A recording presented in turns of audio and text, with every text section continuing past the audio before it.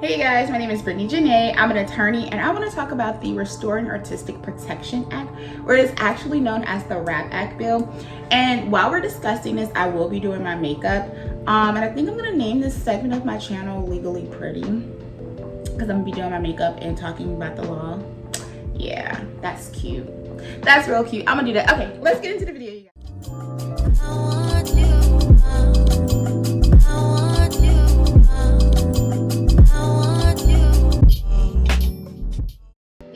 To discuss the First Amendment and also get into the history of music, or within rap in general, with lyrics actually being used against defendants in criminal trials.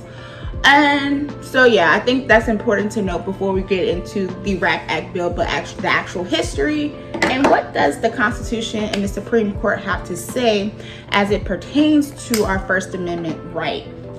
So as we all know, within the First Amendment of the U.S. Constitution, it essentially states that Congress shall make no laws respecting an establishment of religion, and also they can't make any laws abridging the freedom of speech.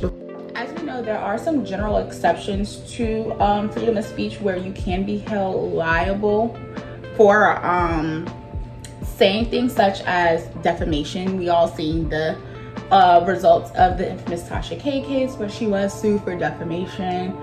Other things that are not protected under the First Amendment outside of defamation is things such as fighting words, obscenity, anything that's considered obscene.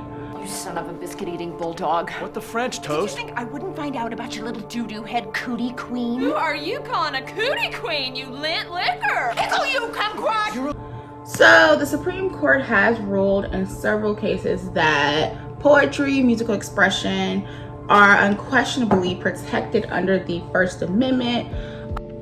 Also, there is a case called Ward v. Rock against racism, whereas the Supreme Court has stated music as a form of expression is protected under the First Amendment. Therefore, music, poetry, anything artistic is protected within the First Amendment. So what has been happening is over the last several years, a lot of rappers who have been getting charged with criminal charges or indicted been having their rap lyrics used against them as evidence in criminal court. And so one of the most recent cases is with Young Thug, who's been charged with conspiracy to RICO. It's been reported that his rap lyrics will be used against him in the court of law as far as evidence. Now, this is not the first time this has happened. And a lot of rappers such as Tekashi 6ix9ine, his songs have been, one of his songs was used against him, or one of his lyrics in a song were used against him several years ago when he was arrested. Lil Boosie, he had a song called 187 where the lyrics in that case, in his murder case, was used against him. And I believe Lil Boosie said in an interview that the court just one day, they just played all of his songs, like the entire day. Like all of his songs were just played for the judge to hear. Not the judge, well, the judge and for the jury to hear rather, because the jury will be the one rendering the verdict. If they didn't watch Vlad TV and Boosie, I told them on their show, Right. They played my lyrics 2 days straight in court. Yes. Every time I talked about murder. So why are prosecutors doing this? There is an argument to be made that the probative value of the rap lyrics being introduced into evidence, it could be substantially outweighed by dangers of unfair prejudice. A lot of prejudice could be placed on the criminal defendant by just listening to their lyrics, and when it's just music and it's just their artistic expression and communication to the public. Who's to say that they actually committed these crimes or whatever they're speaking of in their lyrics? I think this is really a reach from the government as far as trying to prove their case in chief in court to get a conviction. Because I mean, really, are these people really doing the things that they speak of in their cases? I mean, in their songs? I mean, we don't know. But I can say that, for example, we have Bob Marley, who has a song, "He Shot the Sheriff" or "I Shot the Sheriff." And I think for the most part, we can all the general public can come to an understanding that we don't believe Bob Marley really shot the sheriff, right? So like, that's just an example of like music in the past where they have said things where we like, come on now, we don't really think he did it, or he didn't shoot a sheriff. So why are you using these lyrics, unless I will say this, unless there is a direct correlation or a nexus with the lyrics being used and the crime that they're being accused of very specifically. Like if the lyric says, I shot Johnny in the butt, Johnny B in the butt, then and there is actually a Johnny B that is connected to the rapper, and Johnny B was actually shot in the butt in the way that the song described, then okay, that's a little bit different, right? But if it's just something random where they're just talking about shoot 'em up, bang bang, you know, something just real random, and then they're charged with this crime, and it's just like it has not the crime that they're being charged with doesn't really have anything to do with the rap lyrics. Like that's insane. That is a far reach from the government, in my opinion, to get a conviction.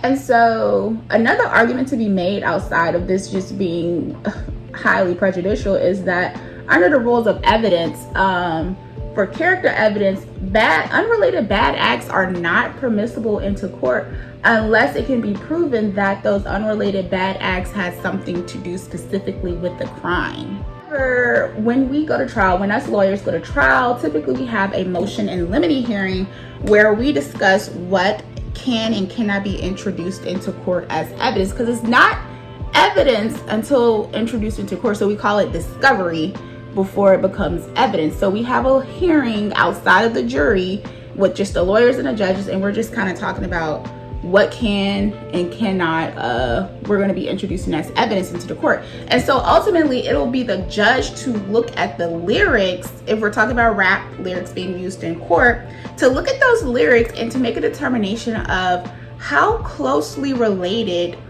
are the lyrics to the crime, to the specific crime that's being alleged. However, the jury are the gatekeepers, and ultimately it'll be their decision to determine the probative of the rap lyrics that are being used as evidence in this criminal trial. So now that we talked about the First Amendment, freedom of speech, we talked a little bit about the history or what's ongoing with rap lyrics being used in court. What does this Rap Act bill really say? So the purpose of the Rap Act bill is to amend the federal rules of evidence and to limit the admissibility of evidence of a defendant's creative or artistic expression to be used against them in a criminal proceeding. So there is an exception to the general rule, because there is always an exception to the rule, right? Or at least it should be for the most part. So essentially, a court may introduce rap lyrics as evidence. So how that happens is the prosecutor or the government must have a hearing with just the judge and a lawyer, and basically the government must prove through clear and convincing evidence that if the lyrics were original, that it was intended through the defendants through literal meaning that the defendant literally meant the lyrics within their song. However, if the lyrics were unoriginal, the prosecutor must prove through clear and convincing evidence that the defendant intended to adopt the literal meaning of the lyrics as their own expression or statement. The creative expression must be related to the specific crime that's being alleged, and also it must be relevant to the crime, right?